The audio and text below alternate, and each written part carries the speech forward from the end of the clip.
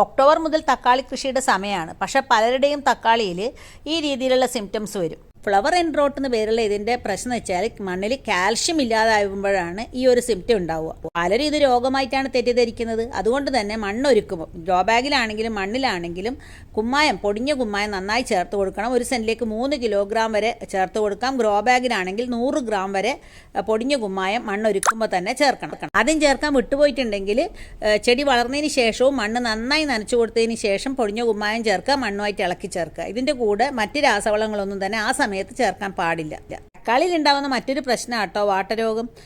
ചെടി കായ്ക്കുമ്പോൾ തുടങ്ങുമ്പോൾ തൊട്ട് ഈ വാട്ടരോഗം വരാറുണ്ട്. അതുകൊണ്ട് തന്നെ മണ്ണിൽ നന്നായിട്ട് ട്രൈക്കോഡെർമ സമ്പുഷ്ടീകരിച്ച ജൈവവളം ചേർത്ത് കൊടുക്കണം. അതുപോലെ തന്നെ തൈകളായിരിക്കുമ്പോൾ തന്നെ താങ്ങുകാൽ കൊടുക്കുകയും വേണം. വേനൽക്കാലം ആകുമ്പോഴത്തേക്കും തക്കാളിയിൽ പൂവുണ്ടാവും, കായ് ഉണ്ടാവുന്നില്ല എന്നൊരു പ്രശ്നം പറയാറുണ്ട്. തക്കാളിയുടെ സ്റ്റിഗ്മ വരണ്ടു പോകാതിരിക്കാൻ വേണ്ടി രാവിലെ